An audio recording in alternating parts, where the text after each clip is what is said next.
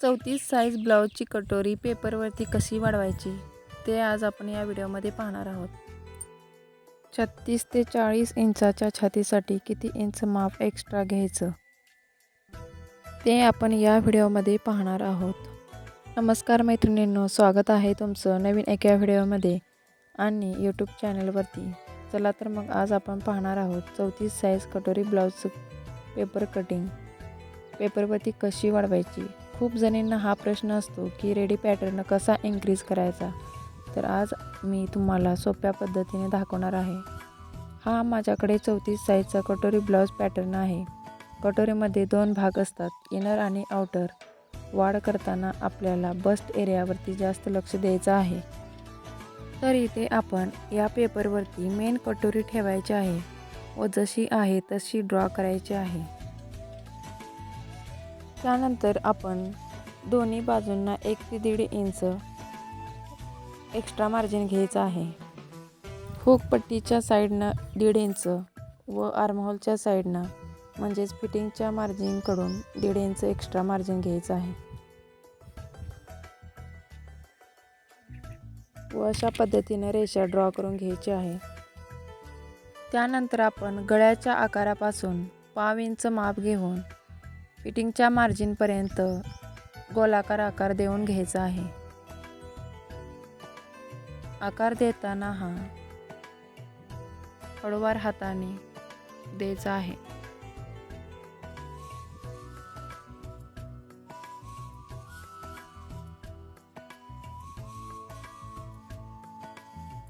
त्यानंतर आपण कटोरीच्या टक्सचं मार्किंग करून घेऊया. तरी ते दोन्हीचा मध्य काढून घ्यायचा आहे व 1.5 इंचावरती मार्किंग करून घ्यायचं आहे. हुक पट्टीच्या साईडचा जो पॉईंट आहे व फिटिंगचा जो पॉईंट आहे ते दोन्ही पॉईंट या पॉईंटला जोडून घ्यायचे आहेत. 36 ते 40 इंचाच्या छातीसाठी 1.5 इंच आणि त्यापेक्षा कमी मापासाठी 1.25 इंच मार्जिन पुरेसं असतं. तर अशा पद्धतीने आपली कटोरी वाढवून झालेली आहे.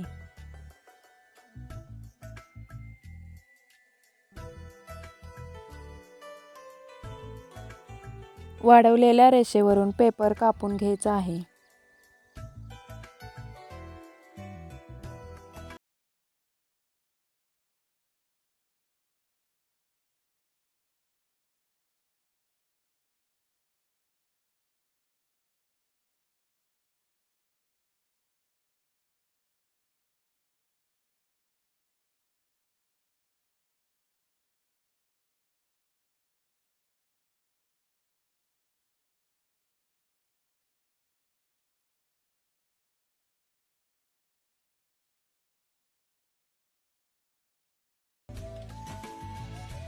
तर अशा पद्धतीने आपली पेपर कटिंग झालेली आहे.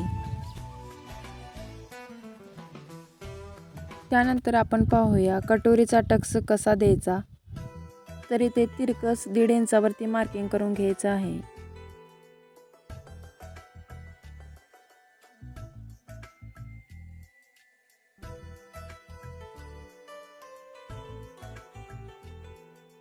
व बस्ट पॉईंट हा 2.5 इंचावरती द्यायचा आहे व एक हॉरिझॉन्टल लाईन आखून घ्यायची आहे.